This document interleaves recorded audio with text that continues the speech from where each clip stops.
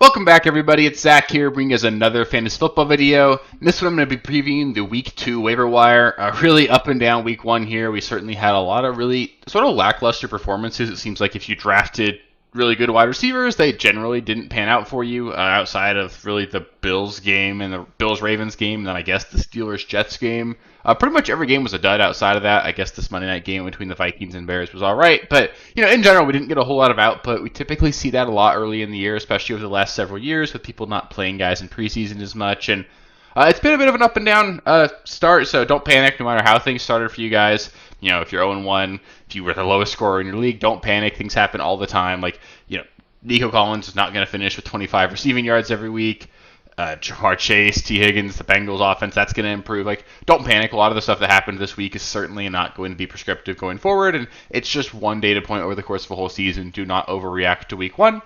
But what's important to do is just make sure that your roster keeps getting better every single week. The waiver wire is going to be a huge part of that, and I think there's a lot of guys that are sort of worth taking an interesting look at here. Nobody stands out as a clear, far and away winner from the waiver wire here. There's nobody that you want to do a full fab dump on here. I know typically we see the best waiver ads early on in the year, but nobody really jumped out in this week that really was too much of a surprise. So my general recommendation here is going to be don't spend like crazy, but I do still think there's some good ads here, especially at the quarterback and tight end positions. So stay tuned for those, and if you have guys that I don't mention, let me know in the comments below. Any ad drop questions, fab questions, let me know in the comments as well. I don't like to give exact fab advice because I think it's so league specific, but if you want to give me some context for yourself, I'm happy to give you guys some input as well. So yeah, without that, let's get into it here. Starting things off with the quarterback position, I think there are three key names, and I guess as an honorable mention, who I didn't put on this list, but Daniel Jones needs to be mentioned. Obviously had a fantastic week 1. I think that's going to be more of a product of just playing the Miami Dolphins. I think the Dolphins are going to be a team to target every single week so far, or going forward. We'll see what Drake May and the Patriots do this week, but if the Patriots put up a clinic on the Dolphins, then we're going to know pretty clearly that the Dolphins are just going to be a team to target. But outside of that, my top ad and probably my priority ad overall right now would probably be Justin Fields. He just looked really good. We know he's going to run the ball a lot. We know in general, if he's starting, he's generally pretty fantasy viable. And then if he can throw the ball the way he did in week 1, which I'm not going to expect to carry over going forward, but if he can just throw the ball at an okay rate, Justin Fields is going to be a top 10 quarterback every single week.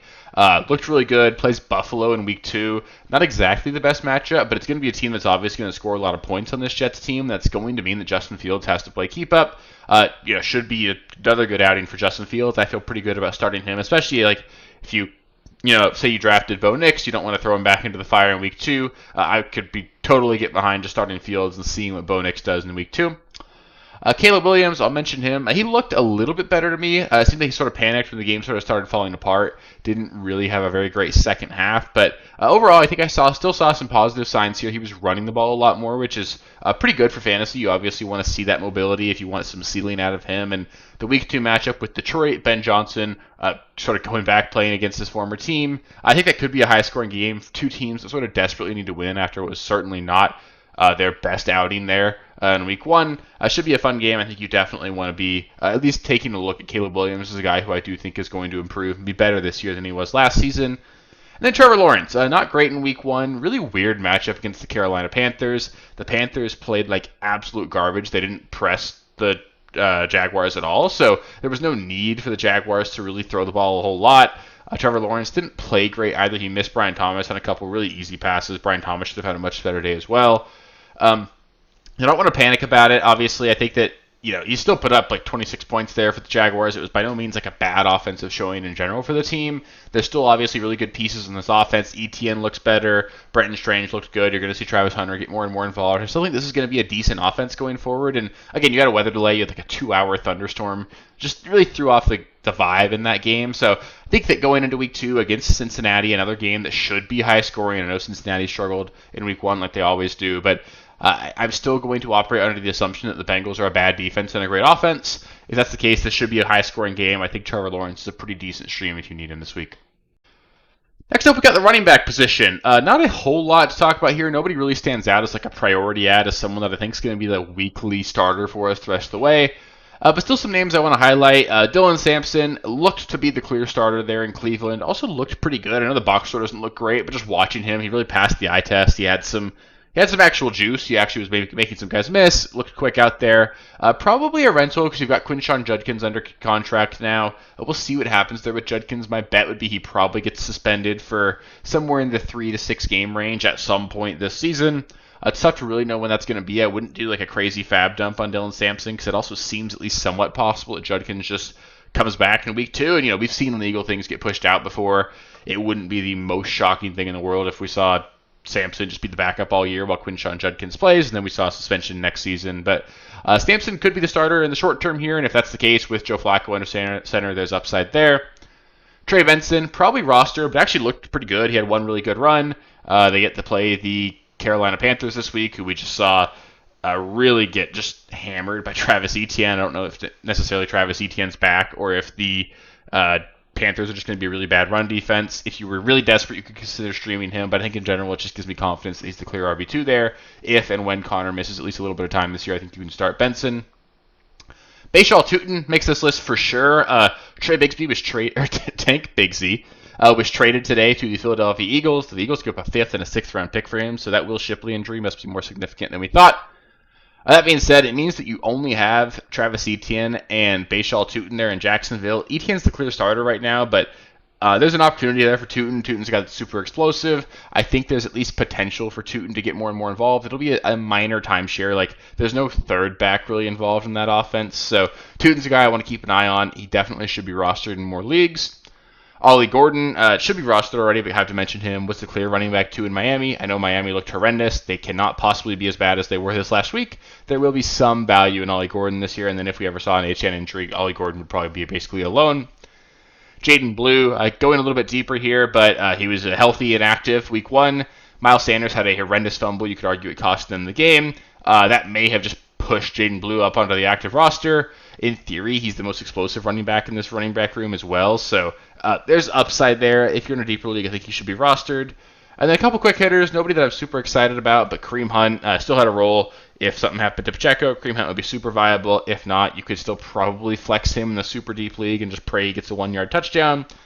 Kenneth Gainwell, the clear RB2 in Pittsburgh, got a lot of work. I think he's going to be a descending asset. Like, he's not going to be very good over the course of the year because Caleb Johnson should get more and more involved. But if you were in a really desperate situation, like a 16-team league, you could start Gainwell if you needed to. And then Kyle Monungai, clear RB2 in Chicago. Swift actually looked okay. The offense didn't do a whole lot. Swift didn't score, but if Swift were to miss time, I think Monungai would be a guy that you could play, and I think you just got to keep an eye on. There's just potential there because it's a little bit of an uncertain room, and the Bears' offense should ascend over the course of the year. Next up, we've got the wide receiver position. Again, nobody that really stands out as a guy that I'd be super stoked about. The number one ad for me, if he's available, and he's probably not because he's pretty highly rostered, but Hollywood Brown, with the injury to Xavier Worthy, we still don't know how long Worthy's going to be out, but it seems likely that Worthy's going to miss at least some time. With that being said, that means that Hollywood should be incredibly involved in this offense. He had 16 targets in week 1. That is not going to continue, but there's a chance he's the number one target on this roster until we get Xavier Worthy back. Travis Kelce did not look good at all. He looks older and older. I know he scored a touchdown, but it wasn't a good fantasy day for him outside of that. Didn't seem involved. I think Hollywood Brown's definitely got upside. Also, just add in Juju Smith-Schuster and Tyquan Thornton. Even Jalen Royals, if you're in a really deep league. Like, there's an opportunity here in this wide receiver room. If you need to in a deeper league, you could definitely take a shot on those guys. Quentin Johnston scored 2 touchdowns in week 1. That's definitely not going to be prescriptive. You're not going to get 2 touchdowns every single week, but I think there's a chance he ends up leading the team in touchdown catches at the end of the year. He is the only big body they have. You've got Keenan and Ladd, who are both probably better than him at this stage in their careers, but neither one of them really profiles as a red zone threat, as where Quentin Johnston kind of does. So probably going to be boom or bust, but he's a guy that you could certainly flex if you needed to. It'll be interesting to see if the Chargers keep airing the ball out the way they did in week 1, or if that's just because they were playing such a good run defense in Kansas City. Keep an eye on it. Quentin Johnston should be rostered just in case maybe he took a step up in year 3. Wan'Dale Robinson, I got to mention him. He was incredibly involved. He's the clear wide receiver 2 in New York. Was absolutely horrendous. Russ didn't play very well. The offensive line was horrendous as well. But Wan'Dale actually got used downfield a little bit. The targets were there. This is a team that's probably going to be losing a lot of games. Russ threw the ball almost 40 times. So with that kind of volume, there's going to be at least some PPR value for Wan'Dale just to potentially do it again like he did last season. Calvin Austin was the clear wide receiver 2 in Pittsburgh. He's worth rostering. He's a decent player, and if Aaron Rodgers plays well over the course of the full season, Galvin Austin's probably going to have a pretty good year. Kayshon Boutte didn't play like Boutte. Looked like the clear wide receiver one for the Patriots. Had over 100 yards. Has been good, actually dating back to last year as well. I think people are sort of writing him off just because he's not a sexy name. You've got Diggs there. People know Demario Douglas will be in the slot. People, including myself, are excited about Kyle Williams, but I think that's going to mean that Boutte could sort of just fly under the radar and end up being pretty decent. So in a deep league, I don't hate him. Cedric Tillman needs to be rostered for sure. Might be the wide receiver one for Cleveland. It's tough to really know for sure. Cleveland really spread the ball around, but Cedric Tillman scored the touchdown this week. Good player still. I like him quite a bit. If he's not rostered for whatever reason, he should be. And then diving really deep here, Kendrick Bourne signed a 1-year, $5 million deal with the Niners. I think he's a decent player, and they keep losing bodies. You had George Kittle go down to a hamstring injury. Juwan Jennings left this game with an injury. It's got to be only a matter of time before we see Christian McCaffrey miss some times. Like, they're going to need pass catchers. Bourne's a decent player. He's familiar with the offense. If you're in a super deep league, you could do worse than adding him, although he's not a priority add by any means. Next up, I think we've got the best position to highlight this week, and I think this is probably where, if I were going to be spending any sort of fab, it would be the position I'd be spending it on this week. Tight end, I think, has a lot to offer here. My number one ad right now would clearly be Harold Fannin Jr. There was a lot of hype about him all offseason long. The Browns were really excited about him. Even I personally didn't really think he'd be a guy that would push David Njoku for snaps early in the season. It's just tough to see rookie tight ends that weren't drafted super high come out and do that, but he clearly came in and had a role right away. He played a ton of snaps. They were manufacturing touches for him, and he looked really good when he was given them. He's a guy that they're going to manufacture touches for. Also had a 30% snap share on plays where the Browns ran single tight end sets, meaning he was actually keeping David Njoku off the field a decent percentage of the time. It's not something you would have expected. This is also a team that's going to run a ton of two tight end sets. They're going to make an effort to get him on the field. And as long as Joe Flacco's under center, there's a lot of upside here. There's also even more upside with David Njoku as a guy that potentially could get traded at some point. The Browns clearly don't view him as the future of the tight end position. And you can't blame him the way Harold Fannin's playing right now. So Fannin's a priority ad for me if you need a tight end. I think he's got a ton of upside. He's definitely someone I would target. Three guys that have pretty clear roles, but I don't think there's a ton of upside necessarily with them. Brenton Strange are clearly involved, probably the number 3 target in Jacksonville, but not bad. You had a tight end touchdown in Jacksonville. It just wasn't him, but that could always be him. There's definitely upside there. Hunter Henry, we know what he is. He's just a weekly streaming option if you need him. If he scores a touchdown, he's great. If he doesn't, he's just okay. You could do worse, though. So I think Hunter Henry is certainly viable. Juwan Johnson was involved. We know he's talented. This is not going to be a team in New Orleans that's going to score a ton of points, but he is a guy that we've seen spike in the past, and this is going to be a team that's going to be trailing quite a bit, so you'll at least get a lot of passing volume. Again, low quality targets, but he's going to get a lot of them. The target quality generally impacts the wide receiver position a little bit more than the tight end position just because they operate a little bit closer to the line of scrimmage.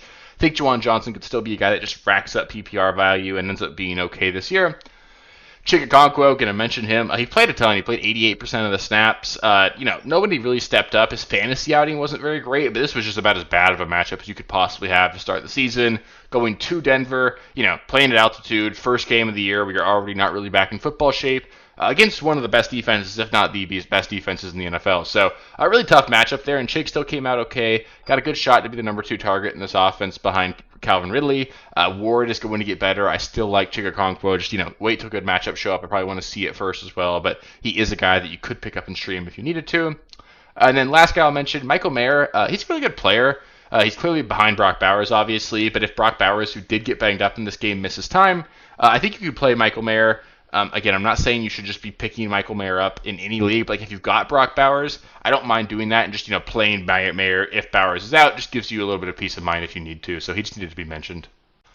And finally, we've got a couple defenses to highlight. Defenses, annoyingly, in my opinion, can sort of swing fantasy matchups, so you definitely want to make sure that you're prioritizing it. Nobody really stands out as somebody that I'd be spending a ton of fab on. You don't want to do that early on in the year, but I think there is at least some quality options this week. I'll start things off with the Cowboys. The pass rush obviously wasn't great against Philadelphia, but I have not seen an O-line play as bad as the Giants did in Week 1. They had a great matchup there. I think the Cowboys could certainly rack up 5 or 6 sacks. It wouldn't be shocking if we saw a quarterback change at some point this week as well. Rookie quarterback coming in or Russ. Either way, there's a lot of turnover potential there. I think the Cowboys could end up putting up a pretty good defensive outing. Cardinals, the Panthers looked horrendous. They get to draw a matchup there. The Cardinals defense was all right as well, so I think you could do a lot worse there. The Patriots, not a great defense, but they're playing the Dolphins. If you want to just bet on the Dolphins imploding, that's a pretty viable and available option, so you could go there. The Ravens, this would be my best ad if you can get them. They're probably rostered, but it's possible they're not because of the Week 1 matchup versus the Bills. They get Cleveland this week. The Ravens are a much better defense than what the 41 points they gave up on Sunday night would suggest, so I feel good about that. The Rams have a fantastic pass rush. Again, could potentially be available just because, people might have been scared of a Week 1 matchup versus the Texans. If they're available, they get to play Tennessee this week. Week 2 for Cam Ward, maybe going to be a little bit better than Week 1, but still not expecting him to light the world on fire. Feel pretty good about the Rams defense. And then the Bills. The Bills defense is better than what they did last week as well. They play the New York Jets. You're betting against Justin Fields, lighting it up again. I don't necessarily love it, but I think the Bills are a pretty solid defense. You could do worse than them. And, we've seen Fields have a great game one week and then suck the next week, so it's certainly possible there. There is at least turnover upside associated with that as well. So you could do worse than the Bills defense as well this week. So that'll do it for the Week 2 waiver wire targets. Up next, I'll be going over some trade targets. People love overreacting. Taking advantage of that is one of the best ways to get your roster in better shape next week than it was this week. So I'll go over some players that I think either overperformed or underperformed what I'd expect them to do relative to their rest of season value. That way we can capitalize on that, make sure we make some moves that improve our roster. And you just want to stay fluid, make sure that throughout the course of the entire year we're improving our rosters. If you start 0-1, it's going to be okay. Just keep at it. Make sure your roster gets better every single week. I will be here all year long to help you do that with waiver videos, trade targets, stream videos, starts and sits. We're going to be here all year long. We're going to help get you right. We'll get you guys some wins this year, and if you stick around, we're going to make things get better if you started out slow, or if you won, we're just going to keep making our teams better, get things better and better, and hopefully find some championships by the end. So it's going to be a lot of fun. Make sure you guys don't miss that. If you have any comments or questions, let me know in the comments below. I love interacting with you guys there, and I will catch you guys with the next video. Peace. Thank you guys for watching. If you haven't already, please be sure to subscribe to the channel, like the video, check out these other videos here if you haven't. If you want more content, please feel free to follow me on Twitter at RealSteeleFFB. I'll be more active on there as the season goes on. Thanks. Catch you later.